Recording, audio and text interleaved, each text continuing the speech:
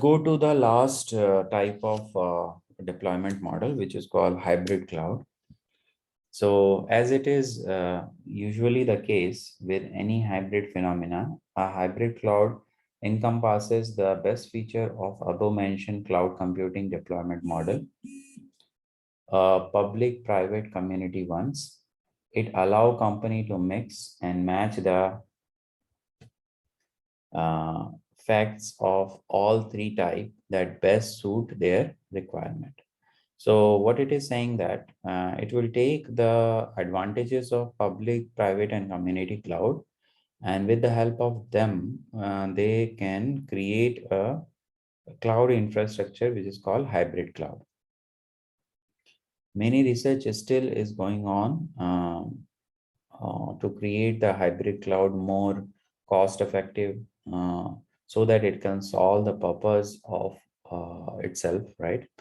So as an example, a company can balance its load by locating mission critical workload on the secure private cloud and deploying less sensitive one to the public cloud.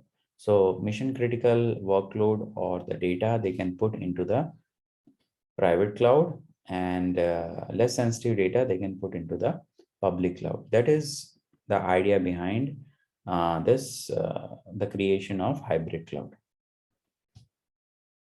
It not only safeguard and control important asset, but does so in the most cost and resource effective way possible for each specific case.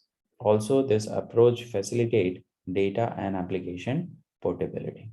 It says that not only for saving or not only for guarding mm, their data, it has been created the hybrid cloud controls important asset, but does so in the most cost and resource effective ways possible for each specific case. Now it is saying that it is not only safeguarding, also it is reducing the cost. Okay. So in that way, the hybrid cloud is much popular among the companies.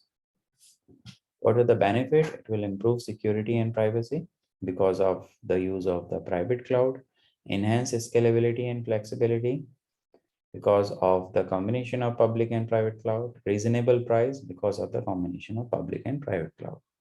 However, the hybrid cloud deployment model only makes sense if company can split their data into mission critical and non-mission critical. This is the biggest point, that if any company can distinguish between what particular data is the critical data and what particular data is non-critical data, then only if we deploy the hybrid cloud model will be useful. Otherwise, it is of no use. So that is all about hybrid cloud. Let's see with the help of the diagram. So we have the private cloud, which is on premises, right? And we have the public cloud, which is off premises, outsourced, right?